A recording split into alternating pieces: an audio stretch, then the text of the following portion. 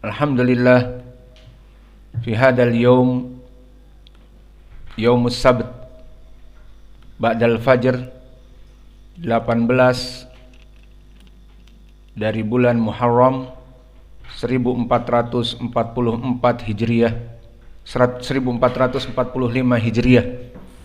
Kita lanjutkan kajian di Fakultas Ilmil Quran dalam pembahasan kitab Tatbiq Ilmi Tajwid wa Qiraah Sab'ah dari surat Al-Alaq. Maka ayat yang akan kita masuki sekarang adalah ayat yang ke-16 atau ayat yang ke-15. Maka di sebagian dari qiraah seperti mushaf qiraah Hafs an Asim dijadikan satu ayat, dan itu yang banyak di berbagai qura di mushaf al-qiraah. Maka kita baca dari ayat yang ke-15 ini, kalla la illam yantahi lanasfa'am bin nasiyah. Baik. A'udzu billahi minasy syaithanir rajim min hamzihi wa nafthihi wa nafthihi. Kalla la illam yantahi lanasfa'an bin nasiyah. Kalla la illam yantahi lanasfa'an bin nasiyah. Maka kalla kaf huna kaf muraqqaqah dan lam kadalik muraqqaqah, wa lam huna musyaddadah kalla, wal alif kalla kadalik muraqqaqah yatba lam mengikuti lam, dan alif mad tabi'i karena dia alif sakinah sebelumnya fathah kalla. Bismillah.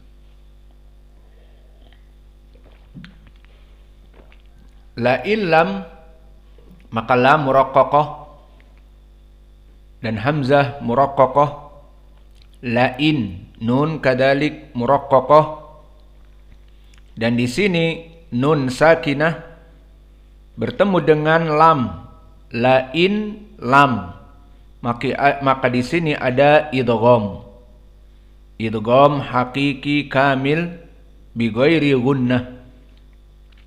La illam maka nunnya tidak dibaca, itulah hakikat dari idgham. Dan idgham di qiraah Hafs an Asim ya seperti inilah.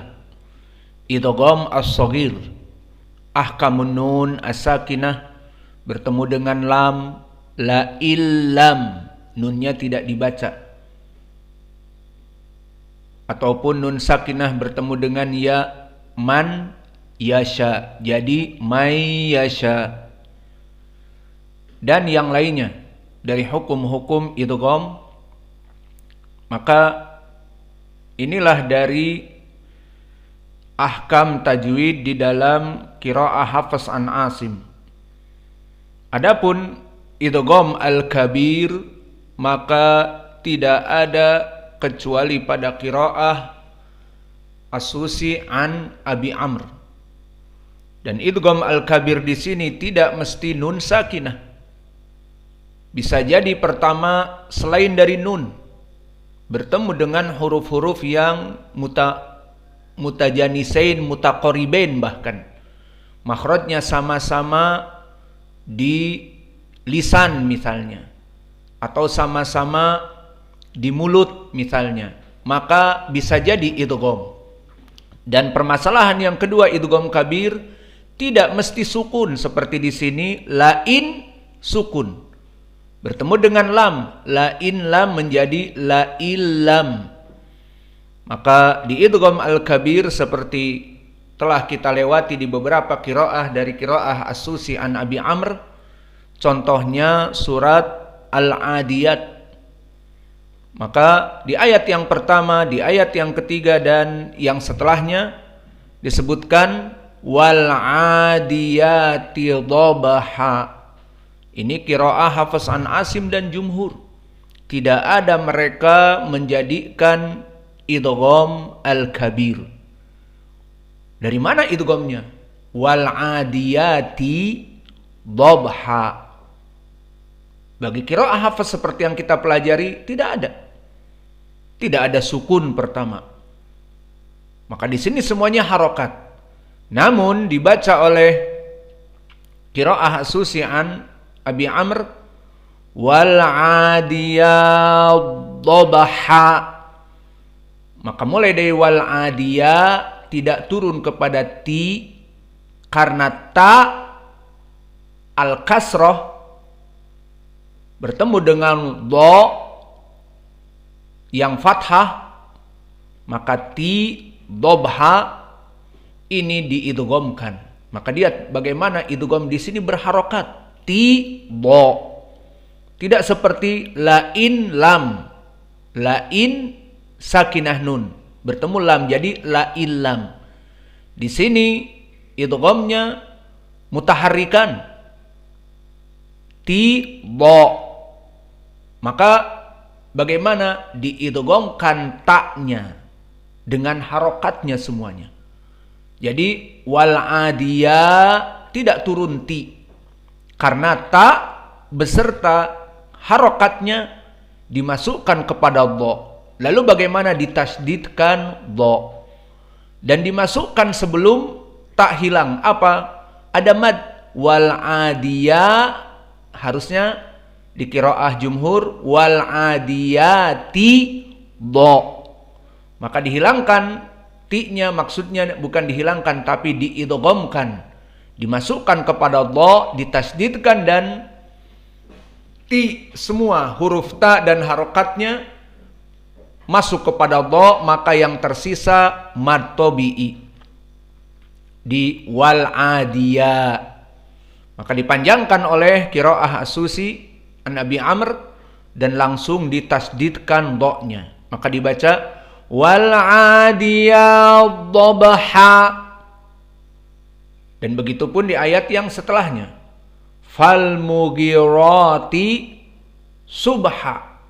Maka sama ti makhraj ta yang sama juga sebelumnya ti al adiyati, di sini fal mughirati bertemu dengan so. Maka ti-nya di sini sama bertemu dengan so, dihapuskan atau kita katakan diidghamkan masuk kepada so. Fal mughiras subha. Maka ini idgham al-kabir dan pelajaran kita di sini surat Al-Alaq. Namun lihat bagaimana al-qura berbeda. Namun di sini perlu difahami, jangan itu kan qiraahnya Susi an Abi Amr. Ngapain capek-capek seperti itu? Kita jawab, itu qiraahnya Nabi, bukan dari Abu Amr. Abu Amr yang diriwayatkan oleh Imam As-Susi hanya sekedar mempopulerkan. Dan begitu pun yang kita baca di sini, lain lam, ini bukan dari ucapan Hafs. Dari qiraahnya Hafs, maknanya bukan dari Hafs yang membuat-buat kaidah seperti ini, bukan. Hafs an Asim, Asim ibnu Bahdalah, bukan. Dan juga an-naql filar dari ucapan Nafi' al-Kabir, bukan dari ucapan Nafi' al-Kabir. Dan begitu pun nanti dari qiraah al-Kisai di dalam ayat ini, nasiyeh, kadibeh, khoti'eh, ini pun dari qiraahnya al-Kisai khusus, bukan dari al-Kisai, semuanya dari Nabi. Maka fahami sekarang, jangan dikatakan orang yang belajar ilmu qiraah direndahkan, misalnya, alah ngapain baca-baca ilmu qiraah, susah-susah. Dipikirnya itu adalah ucapan dari qurra. Bukan, ini ucapan Nabi. Kamu mempelajari ilmu qiraah, kamu mempelajari Al-Quran yang kamu baca. Sekarang kita tanya, qiraah Hafs an Asim yang kamu hafal, apakah dipikirnya itu saja ucapan Nabi? Ucapan Allah dari lisan Nabi? Sehingga menganggap qiraah yang lainnya salah, ataupun bahkan jangan mempelajari itu dan jangan dibaca qiraah selain Hafs, membuat fitnah. Maka siapa yang membuat fitnah? Kita membaca Al-Quran, ayat Allah yang diturunkan kepada Nabi Muhammad dan mengajarkan kepada manusia, ini bukan fitnah. Ucapan-ucapan seperti itu maka fihi nadhar, butuh kepada pembahasan. Dan bahkan yang terjadi dengan ucapan-ucapan seperti itu akan membuat orang menjadi lari dari ilmu al-qiraah, karena dipikirnya ilmu ini membuat fitnah. Padahal kalau kita teliti secara seksama, itu adalah qiraahnya Nabi. Seperti hadis yang bahkan dikeluarkan oleh Imam Al-Bukhari, bagaimana terjadi ikhtilaf di kalangan para sahabat, bahkan Umar dengan Hisham. Maka Umar di Sahih Al-Bukhari, camkan Sahih Al-Bukhari, bukan di hadis yang lain. Terjadi ikhtilaf antara Hisham dengan Umar, di mana Umar Ibnul Khattab mendengar qiraah Hisham surat Al-Furqan yang berbeda. Maka sifat Umar yang keras dan terpuji, tidak sabar, ingin melaporkan kepada Nabi. Maka akhirnya setelah selesai ditanyakan, engkau membaca surat Al-Furqan tidak seperti yang aku dengar dari Nabi. Ayo, dibawa ke Nabi. Diadukkan, ya Rasulullah, hada yaqra surat Al-Furqan tidak seperti yang aku dengar dari kamu dan kamu baca.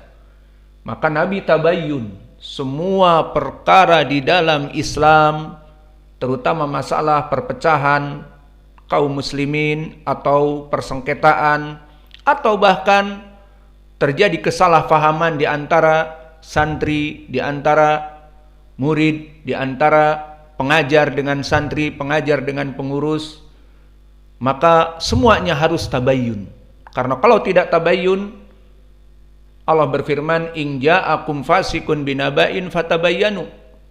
Orang-orang fasik akan membuat perkara di sini, membuat pertengkaran, membuat permusuhan di antara kaum muslimin.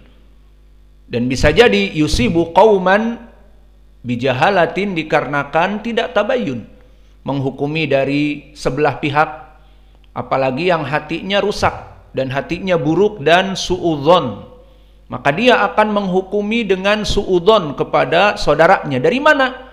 Dari khobar sepihak, dari khobar tetangganya, dari khobar yang dia dengar katanya, dari khobar mungkin anaknya yang belajar dengannya dan sebagainya, tanpa tabayyun rusak. Maka kaidah di dalam Islam at-tabayyun.